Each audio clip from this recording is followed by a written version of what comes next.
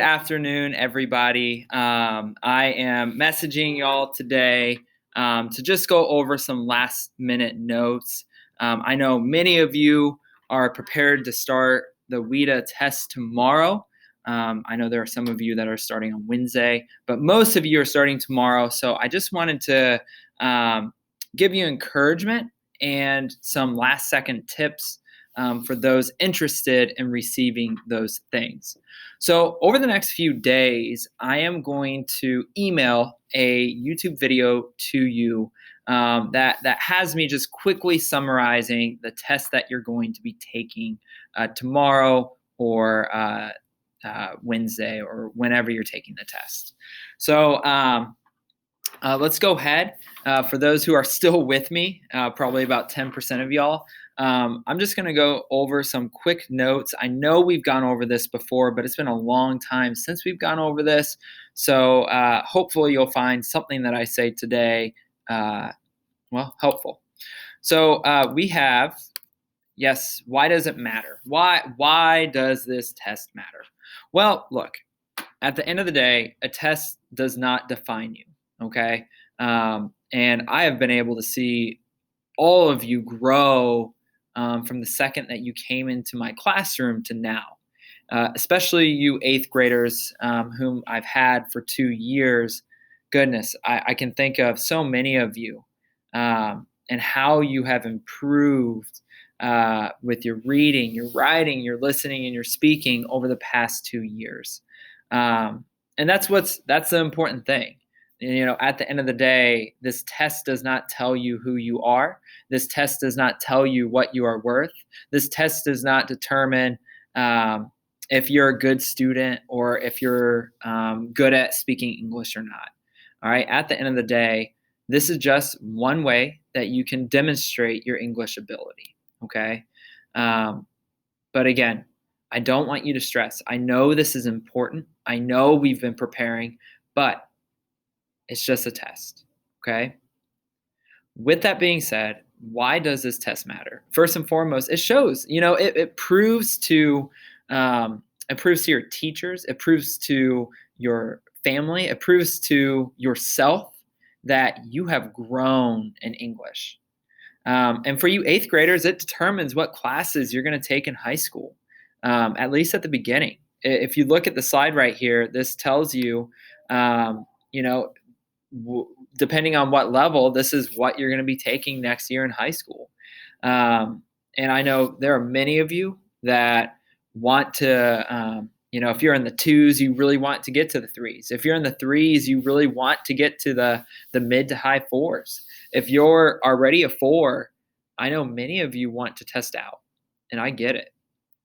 So why does it matter now for you seventh graders? Well, again, first and foremost, it shows what your English ability is, and it determines what classes that you're going to take in high school, just like with the eighth graders. But you have two chances to raise your score and to test out and to progress. We all have different goals here. If you're in the level ones, your goal is to just continue learning as much English as possible. It's not to get a certain number. But I know some of you who are, again, in those upper threes or fours, you want to test out, and I get that. And these are what you would be taking next year, seventh graders, depending on what you get on this test. So again, first about the test, we know this. We know that there's listening, there's speaking, there's reading, there's writing. And we know that the speaking and the listening are each worth 15% of your score. Meanwhile, the reading and the writing are each worth 35% of your score. So we look at Tuesday and we look at Thursday as being really important. The order, and it does matter. So tomorrow, many of you are going to start on listening, and you're going to get another email from me that is the listening tips. On Tuesday, for many of you, you will be taking reading.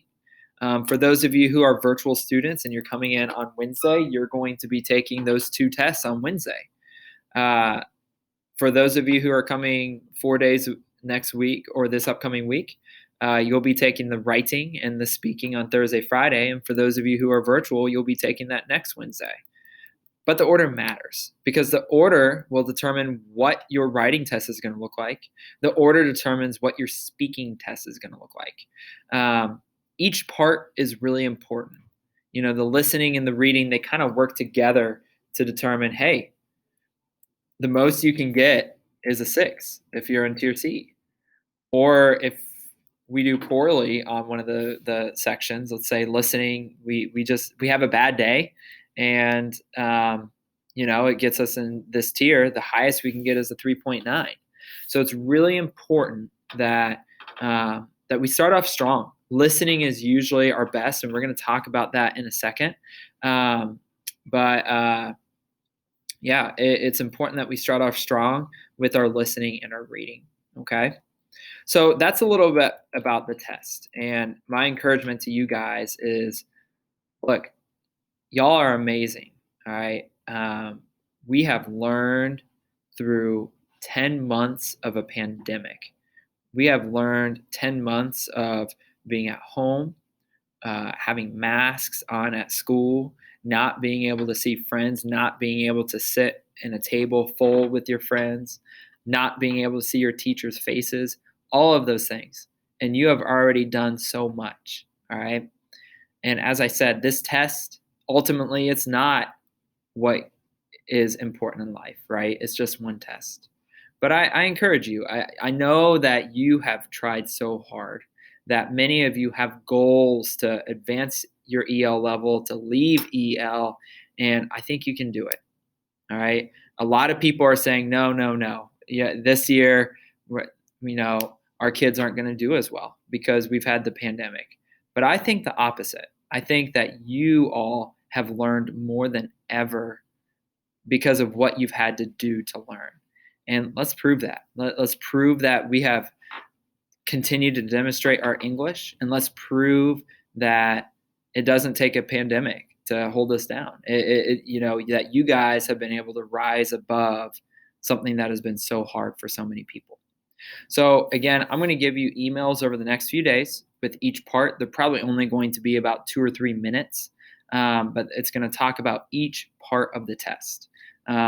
Just how many questions to expect, some tips, and so on. Okay. If you ignore those emails, okay. If you are serious about what your score is going to be, specifically you higher level kids, I would think that you'll probably check those out. So have a good rest of your Sunday, and look for my next email, which will be about listening.